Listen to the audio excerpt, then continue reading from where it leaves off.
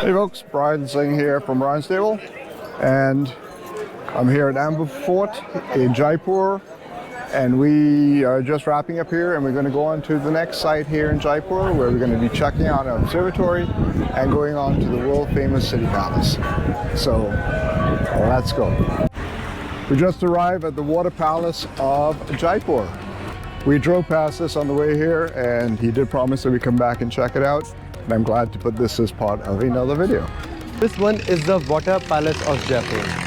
The king, he first made a man-made lake over here, and then in the middle he made an island, and on the island he made this water palace. The second point is why he made the water palace, because when the same king who founded Jaipur, his name was Savai Jai Singh, when he became very strong, he wanted to organize a ritual, and the name of the ritual is Ashwamedh Yagna, white mare sacrifice. So in that one, a white horse is put outside his territory, and behind the white horse, the whole army of the king will be put behind the white horse, and the king, he will pass on the message to the nearby territory king that I am organizing this ritual. If you have any guts, then you have to pick my horse. Picking the horse, that means that you are challenging that king. That white horse will go to every territory's king. If the white horse has not been picked by any king, that means that all the other kings, they have accepted the supremacy of that. So that ritual was organized in that Taj Mahal.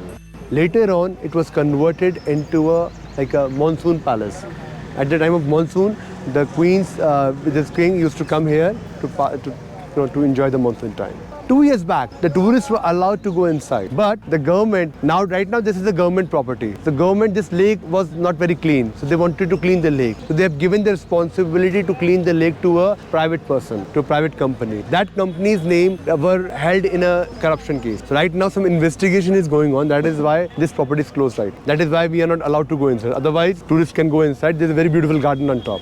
When there's a little problem in business, how it affects the overall touristic experience anywhere in the world. These are for to keep the cows out? The cows will find their way to go inside. Right. It's quite pretty to see the terracotta.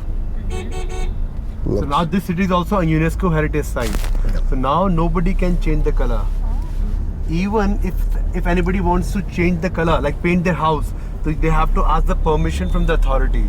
This, from what back in 1991, this was the best of the palaces. The detail work here is amongst the best you'll see at any palace. So we're going to the observatory first. Okay, we're here at the observatory, and we're just going to check out the grounds before heading on to the city palace.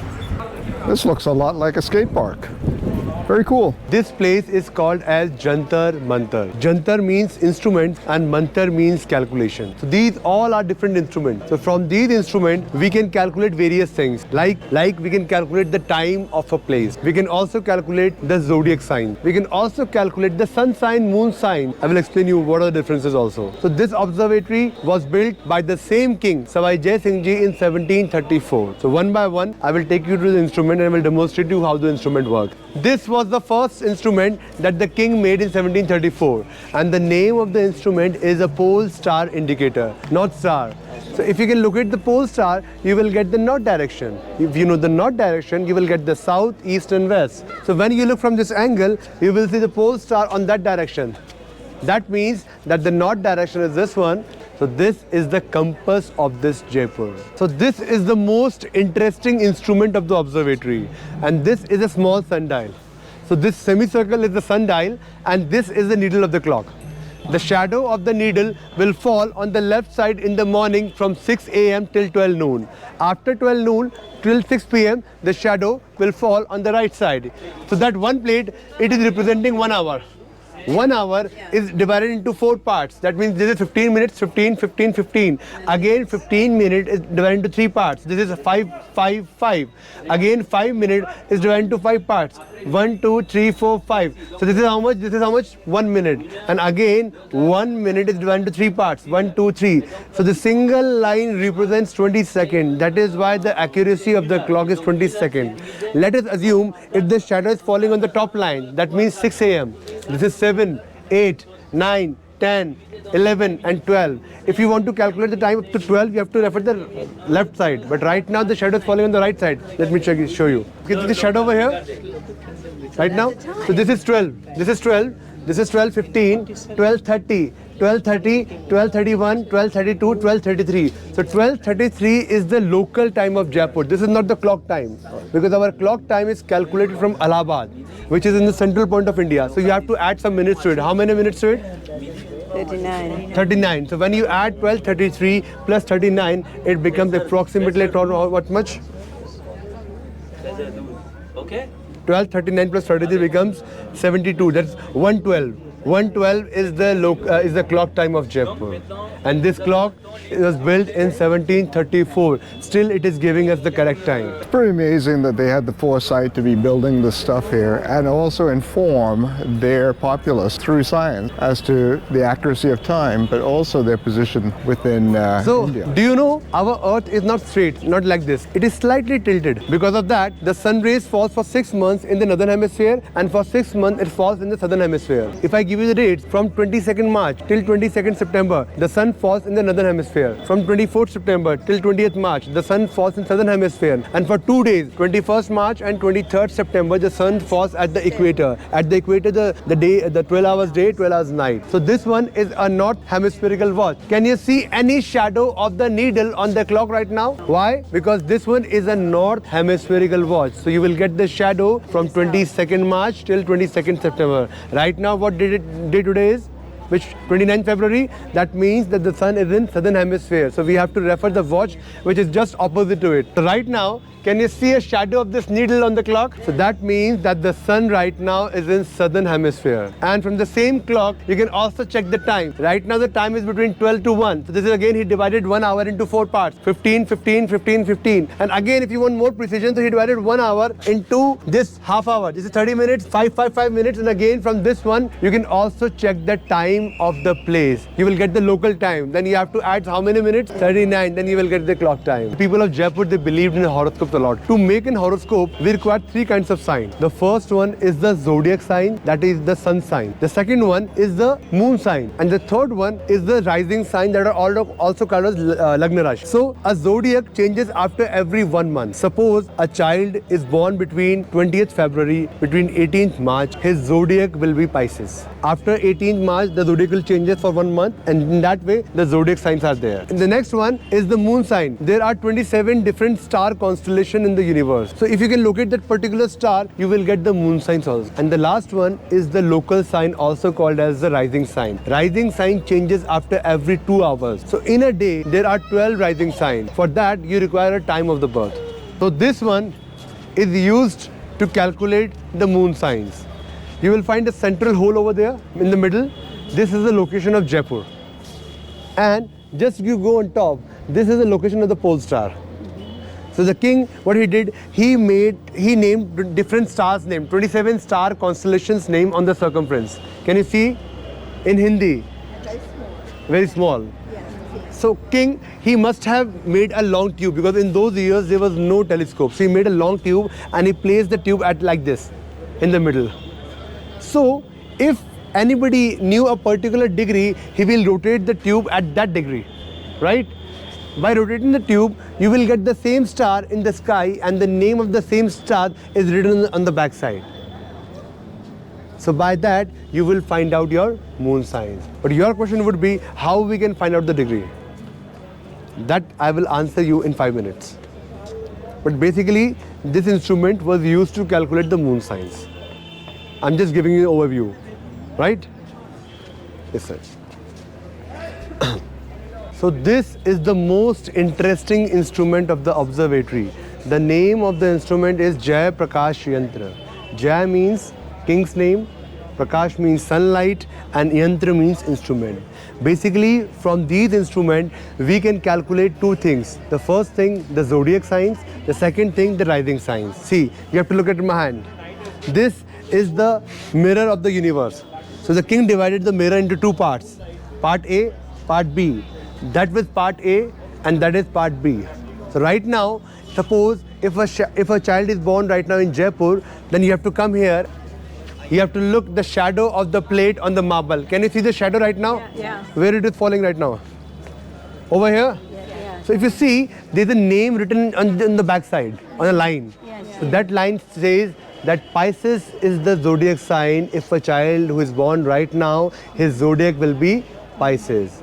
Zodiac changes after every 1 month and the rising sign changes after every 2 hours. So right now, if a child is born anywhere in the world, his zodiac will be Pisces. So this line will be for 1 month, it will be falling on the Pisces line. After 1 month, this line will fall on the next zodiac. After 1 hour, the shadow will fall in the missing marble. Right now, the shadow is falling on the part B. After 1 hour, the part A will work. It means the shadow will be falling on the part A. So part A will be work for 1 hour, part B will be working for the 1 hour. Now my question to you, why he has divided into 2 parts? Why not a complete instrument? Because right now from here you cannot see the readings. Can you see the readings? That is why he made these stairs, so the priest can go down, they can check the readings with the precision. Still, in Jantar Mantar, every calculation is correct. The priests, they have checked everything, every calculation is correct. It's amazing how well this stuff worked for something that was just past medieval times. These are 12 different clocks, different instruments for the 12 zodiac signs. Like this one is for the Aries, that is for the Gemini, Aquarius, right? This one is Libra. So if we look at the one for Pisces, which is now, would it show something? Now that is what I'm telling you. See, so right now, suppose if a child, oh, क्या हुआ? नीचे करे इसको. अच्छा अच्छा. Stand allowed नहीं है, stand. You can just pick it. Yeah. So right now, let us assume if a child is born right now in Jaipur. So we knew the zodiac sign. We have calculated from this one. The zodiac is Pisces. In the same way, we can calculate the local sign or the rising sign. I'm assuming, see, for rising sign I have to get down. But I'm assuming that the rising sign is Aries. Then I will come to the Aries watch. Let's go over there. If you see right now, the shadow is falling on this line. Can you see the line? Yeah. And over here, can you see some degree is written over here? 300, 330, like this. So by this, I will note the degree. I'm assuming the degree is 150 degree. So in night, I will go to the circular one. And I told you about the long tube. I will rotate the tube at which degree? 150. So in the night, I will see the 150 degree. So by that, I will see the star over there on the top. So by that, I will check the moon sign also. So these 12 different watches are for to calculate the moon sign, the degree.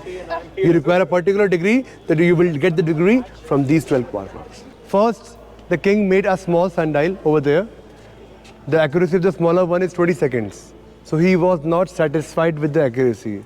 That is why he built the largest sundial of the world. And the accuracy of this one is only 2 seconds. That is why this one is 10 times larger than that one.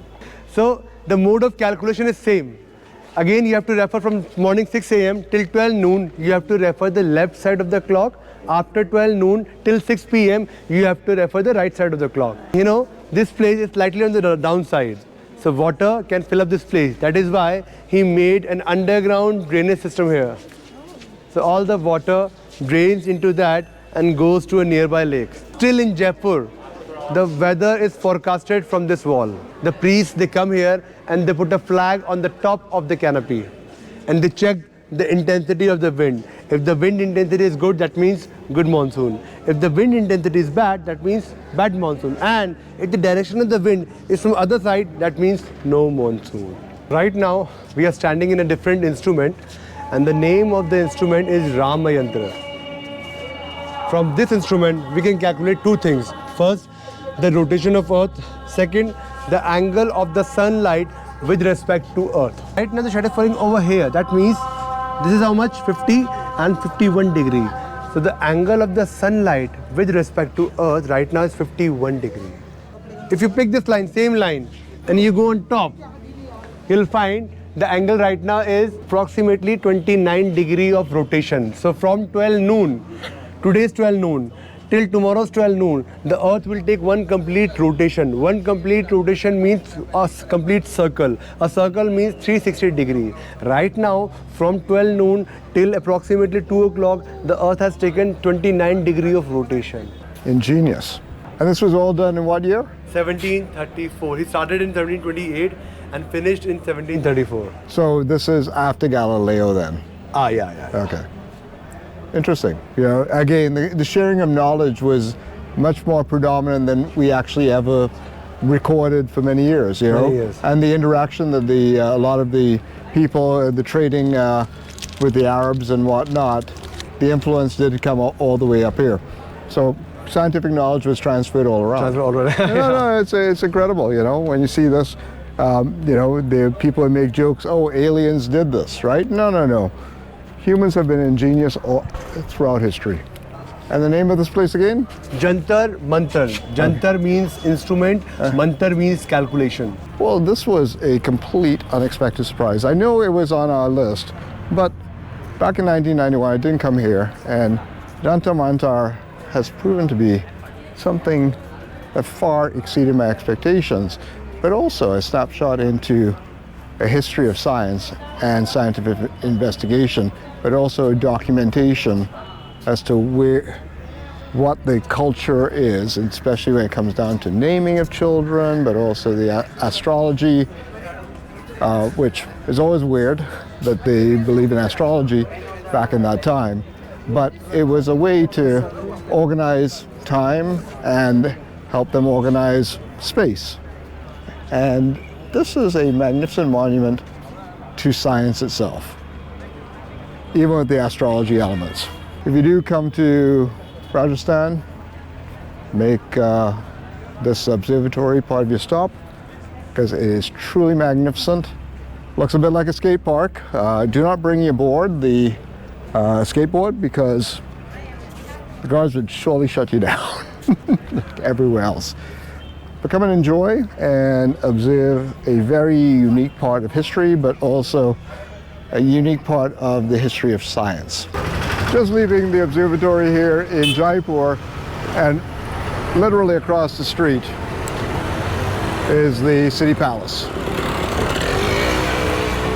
From my memories back in 1991, I remember all of the detailed inlaid semi-precious and gemstone work that was in the palace walls.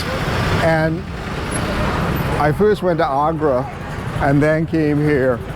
And Agra, to me, it was beautiful, the Taj Mahal, but the detailed work here to me struck a chord with me a little bit more. And I really enjoyed this experience here. But traveling in 1991, this place was not as overrun with as many tourists.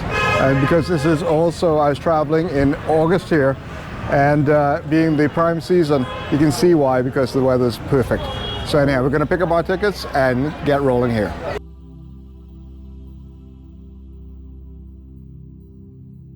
So here are some textile museum. 3 museums are there. So here, no photography is allowed here. Here you can record it. Yeah. But inside the museums, this is not allowed. Okay. I'll tell you where to stop it. Okay? Okay. Looks like they're filming over here.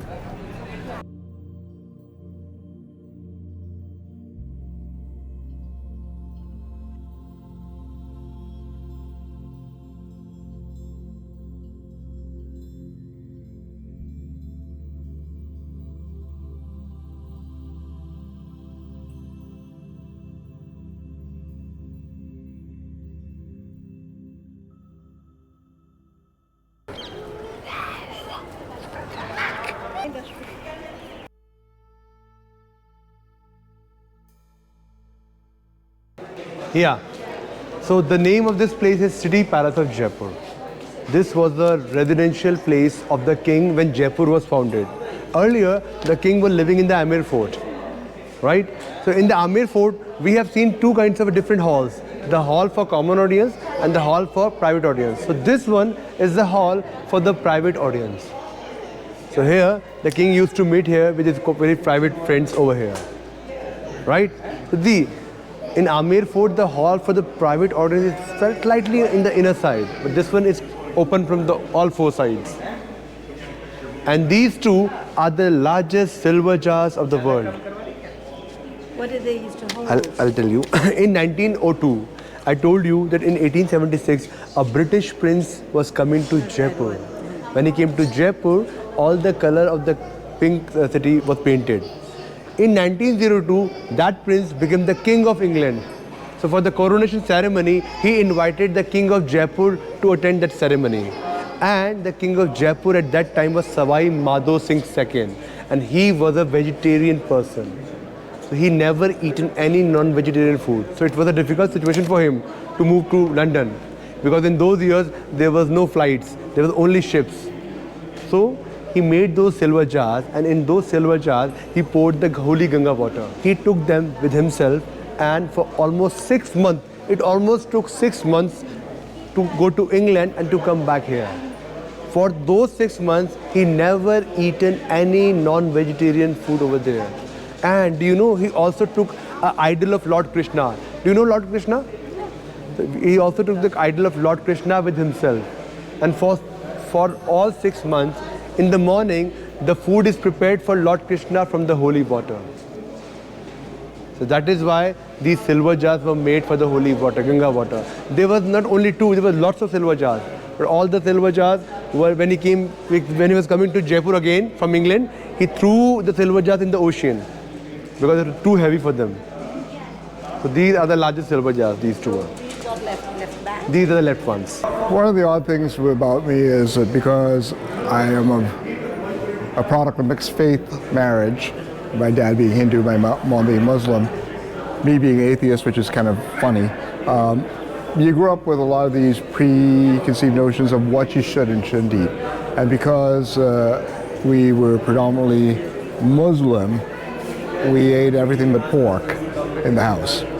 And that was acceptable to my mom. So for many years, I never ate pork. And I'm sure all of us know somebody who's got some sort of dietary restriction as a result of growing up in a faith-based household. So it's an interesting story as to how we manage our food while we travel, and the extent that you had to go in the past to actually follow your dietary restrictions. It's quite something. So that is the flag of Jaipur, which represents the Savai title of the king. So this fort is divided into 2 parts. One is open for the tourist, and one is the private palace where the king lives. Right now the king is living in the palace. That is why you will find the small flag is hoisted right now.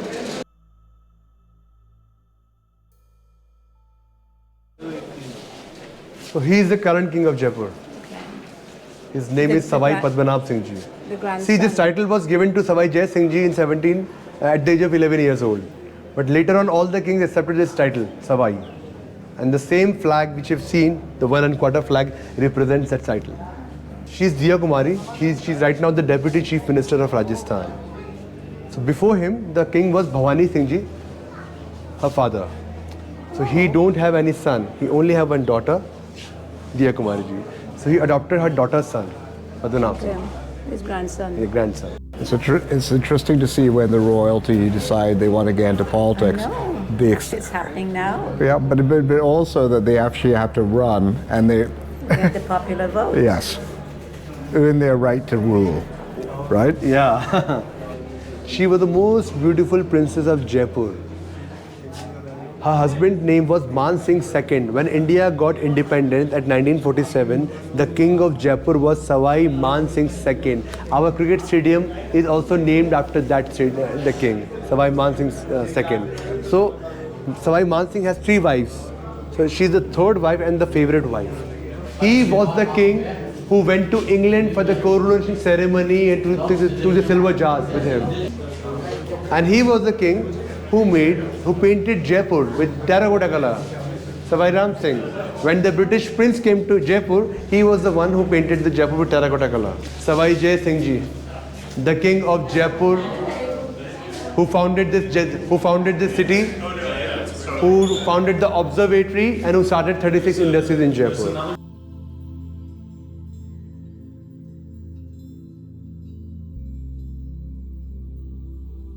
This is one of the courtyards which were used by the queens to celebrate festivals over here. Is this where they've been living, the royal family has been living continuously? Continuously from 1727. So 300 years. Yes.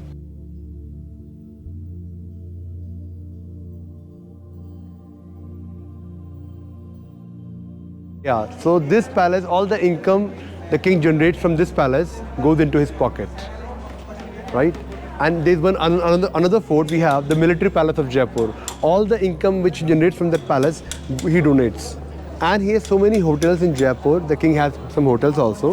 So all the income he generates from the hotels, all the incomes goes into his pocket. I'm kind of disappointed. I thought he'd have a Rolls Royce. No. Let's see if it's an AMG at least. Okay, it's not an AMG edition. Standard issue Mercedes for the king here. One thing that when they are at the palaces, these are vetted vendors. And yes, you know, it's a little irritating every once in a while when you get channeled into these areas, but this is how they make money here. And I'm not photographing any of your things. I'm photographing me, okay? I didn't see that sign outside. I didn't see the sign outside. No photography allowed. I think, you know, you can just take quickly. I'll go. And I realize I'm not supposed to be here. There's no photography allowed in here because that sign should be out here. And if it said anything, it should say it over here. So, again, people tend to get very protective, and one thing they get used to in India is that there's a lot of very protectionist policies here, and it does translate down to the tradesmen and the craftsmen, and which is, I respect it, but there was nothing there to say explicitly no photography. But the point I was trying to make is these venues, which are associated with some of these sites, these are pre-vetted artisans, and it's usually not as hard to sell, and they are very happy to explain their process to you, and the quality of the work is going to be quite high. So when it comes down to it, you're able to go to some of the souvenir shops and whatnot, but at least here with these vetted groups, you're going to get the top quality type handicrafts and artwork that you can get that has been verified by many authorities, maybe the private organization like the palace or even the tourist board. One thing in 1991 I was explaining to you earlier was I was amazed at the inlaid work that was here, but as PSR here has told me, that is part of the private palace. That is part of the private palace, so, and that is really very unique one to have. It's a much higher fee. It's 5,000 rupees to go in here. Yeah. For Indians, it's a different one, and foreigners, it's a different one. Right. But again, if you want to go and see that detail work, it's in some regards much finer than the Taj Mahal. Yes. Because the Taj Mahal uses a very limited color palette, while here it's both architecture are different. Yes. But again, no photograph allowed inside the private palace. How times have changed. Otherwise, we would have shown you the photograph also. Okay, folks, we're going to wrap things up here at the City Palace in Jaipur. It was a lovely little visit. I think the observatory was something I didn't do before that really sparked my imagination. The attention to detail that these guys were going into in terms of using science and planning to advance their society. Please make it out to Jaipur. The sights here are beautiful. The terracotta city is gorgeous. It's just another slice of Rajasthan and another unique site here in India. And if you are a World Heritage Site devotee, so like me, you should make it here because you're going to see something magnificent. Okay, folks, go out there, taste the world. Put Jaipur on your menu.